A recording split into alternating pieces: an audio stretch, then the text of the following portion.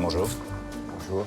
Est-ce qu'il serait par hasard possible, j'ignore si ça existe, de consulter un fichier sur lequel il y aurait les noms et adresses d'anciens nazis établis au Brésil?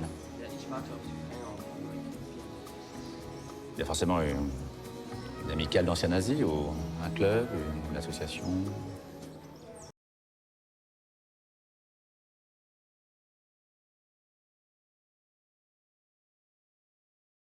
Bienvenue à cette présentation consacrée à l'histoire de la Suisse entre 1919 et 1939, intitulée Entre deux guerres. Il n'est pas exagéré de dire que la Première Guerre mondiale a marqué la fin d'un monde et le début d'un autre. Après un siècle de progrès scientifique et de rivalité nationaliste, l'Europe s'est autodétruite dans une guerre totale, la première de son histoire. Dans un continent affaibli et endetté, deux idéologies vont bouleverser dans les années 20 et 30 l'échiquier politique, le communisme et le fascisme. Malgré des principes innovateurs comme la Société des Nations, les traités de paix vont vite décevoir autant les vaincus que les vainqueurs et les crises économiques vont se succéder pour aboutir à un second conflit mondial. On conçoit que pour la Suisse, qui est au cœur de l'Europe, il s'agit d'un des chapitres centraux de son histoire.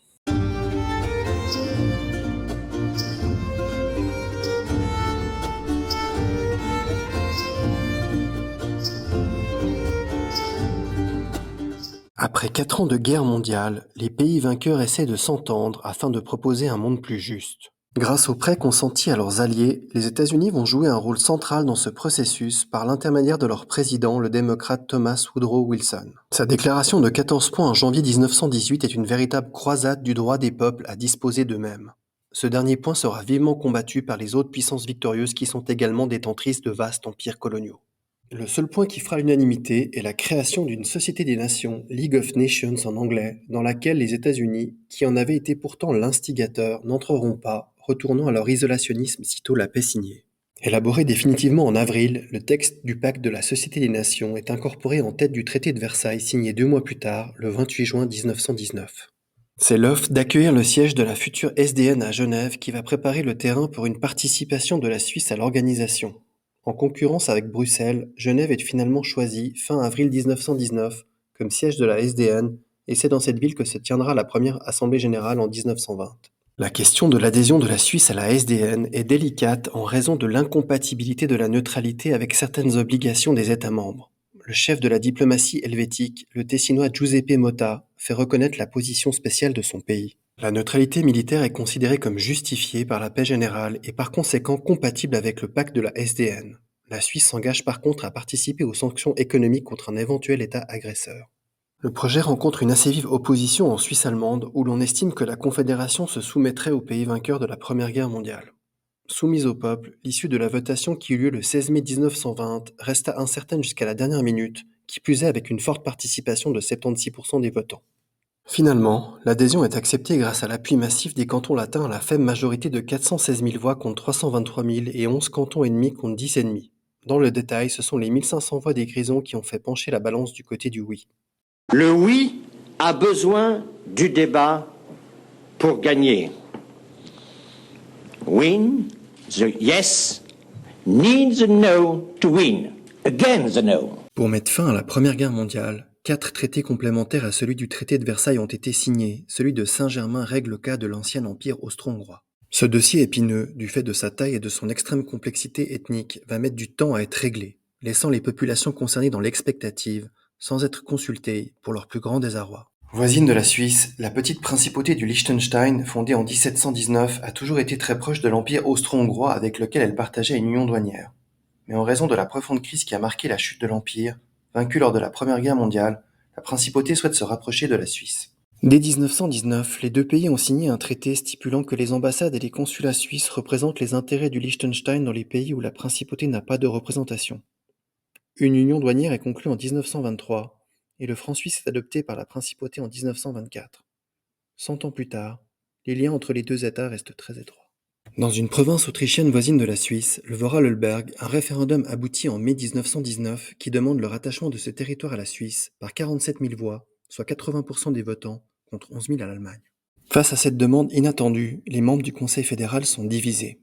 Le grison Félix Calander soutient cette idée, tandis que son homologue argovien Edmund Schultes s'y oppose surtout pour des raisons économiques. En effet, les métiers à tisser mécaniques du Vorarlberg concurrençaient à cette époque l'industrie textile de Suisse orientale. Face à ces divergences, le gouvernement s'abstient d'abord de prendre position.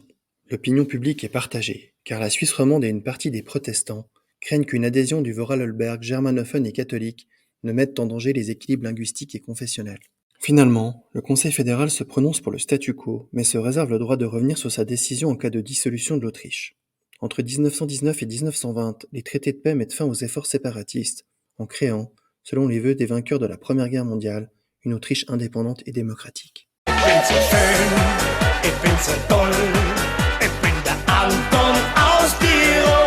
Du point de vue de la gestion intérieure, la fin de la Première Guerre mondiale bouleverse l'horizon politique suisse. La majorité que le Parti radical détient au Conseil national depuis 1948 prend fin en 1919. En effet, l'année précédente, le peuple a admis, suite à la grève générale, l'introduction du système proportionnel, vieille revendication socialiste appuyée par les catholiques. En outre, l'aile droite de l'ancien parti majoritaire s'en détache pour constituer une nouvelle formation, le Parti des paysans, artisans et bourgeois, qui va devenir l'Union démocratique du centre en 1971. Dès lors et pour un demi-siècle, le rapport des forces ne va plus subir de modifications sensibles aux chambres fédérales.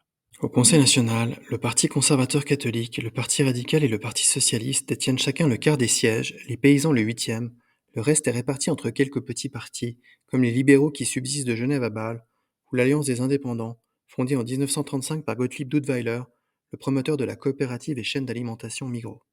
Au Conseil fédéral, la représentation radicale va être réduite de 6 à 4 membres par l'entrée au gouvernement d'un deuxième conservateur catholique en 1920 et d'un paysan en 1929. Le Parti socialiste reste durant cette période dans l'opposition, mais en se transformant. De révolutionnaire, il devient réformiste.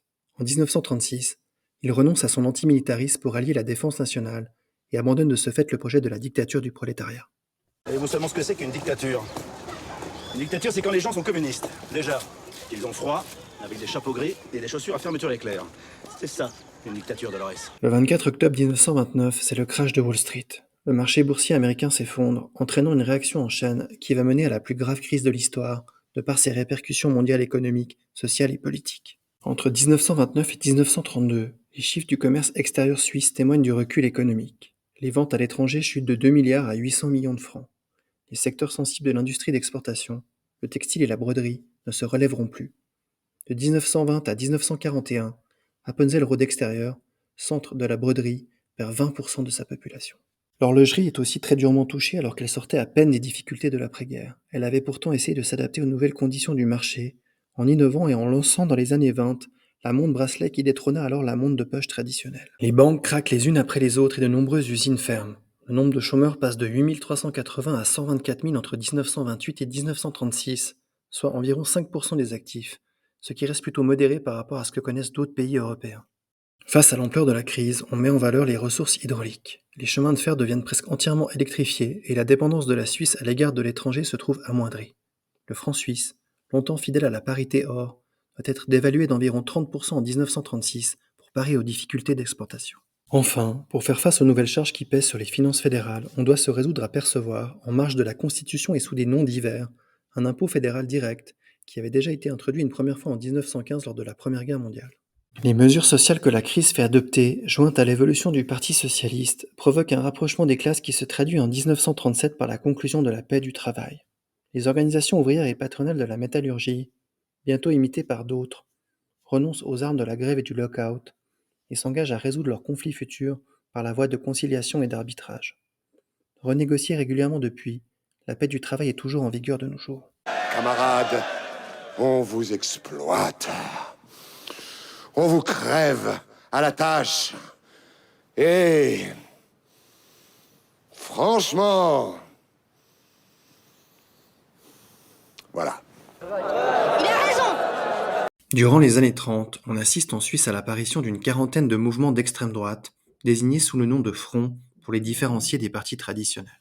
C'est surtout au moment de l'avènement d'Hitler en Allemagne en 1933 qu'ont poussé comme des champignons ces courants de rénovation nationale, caractérisés par leur aspiration vague à quelque chose de neuf, qui repousse la démocratie libérale au profit de formes politiques plus autoritaires. Admirateurs du système du chef mis en place par les fascistes italiens et les nazis allemands, ils sont convaincus que la communauté nationale doit primer sur les libertés individuelles. En chemise grise, portant la cravate noire, les militants pratiquent le salut à la romaine et poussent un cri de ralliement, le Harus, censé reproduire le cri de guerre des anciens confédérés. C'est à Genève que la situation devient la plus tendue. Un journaliste et écrivain, Georges Oltramar, y fonde en 1930 un mouvement frontiste, l'Ordre politique national, qui deviendra l'Union nationale en 1932. Très influencée par les modes d'action directs utilisés par les fascistes et les nazis, l'Union nationale va être à l'origine des tragiques événements du 9 novembre 1932. Lors de cette journée, le gouvernement cantonal genevois doit faire appel à l'armée pour disperser une manifestation socialiste qui s'est rassemblée pour protester contre une réunion provocatrice de l'Union nationale. La troupe, des jeunes recrues inexpérimentés originaires de Lausanne, panique et ouvre le feu. 13 manifestants socialistes sont tués et plus de 80 sont blessés. Sur le moment, la responsabilité de la fusillade est unilatéralement attribuée à la gauche. Léon Nicole, le chef des socialistes genevois, est condamné à 6 mois de prison. De 1933 à 1936, en partie par contre-coup, les socialistes remportent les élections à Genève et forment le premier gouvernement cantonal à majorité de gauche en Suisse.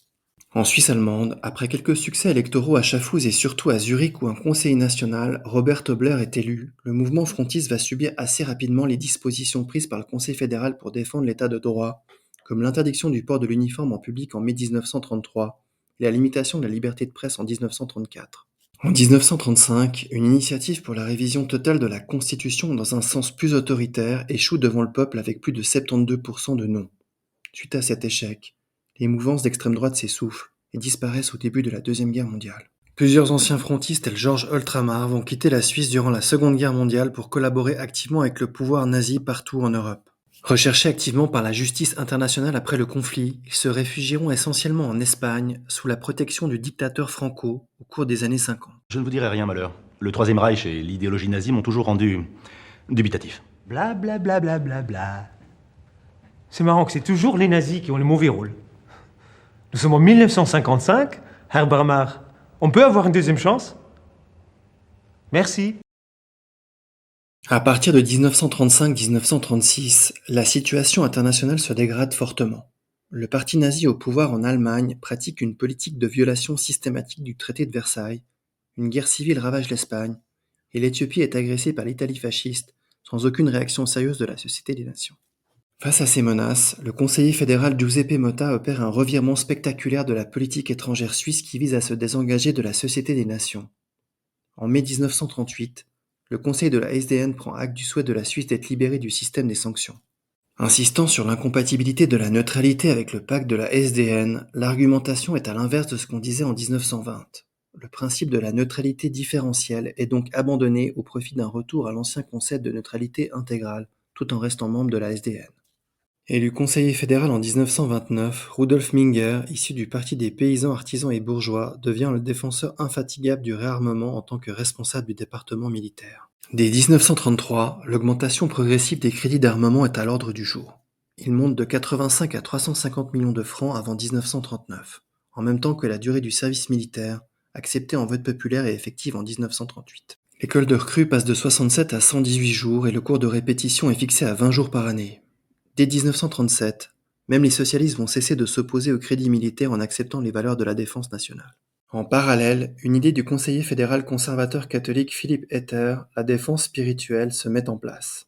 Pour Etter, l'essentiel consiste à maintenir l'existence de la Suisse d'abord dans les consciences, par une préparation morale, afin d'éviter à tout prix le fossé linguistique provoqué par la Première Guerre mondiale.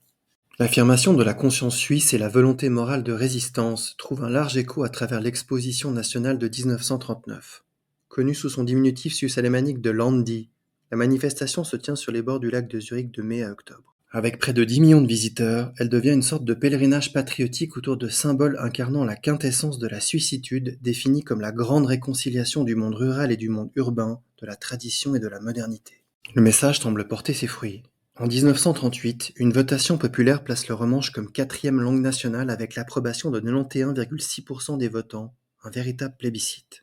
1939, la Suisse semble mieux préparée tant matériellement que spirituellement à affronter un conflit mondial. Pourtant, le pays va connaître une période sombre, révélatrice des tensions internes et se retrouver au bord du gouffre, encerclé pour la première fois depuis 1815 par une seule et même alliance militaire. Mais ça, c'est une autre histoire. Cette présentation est maintenant terminée. Un immense merci pour votre attention et à très bientôt.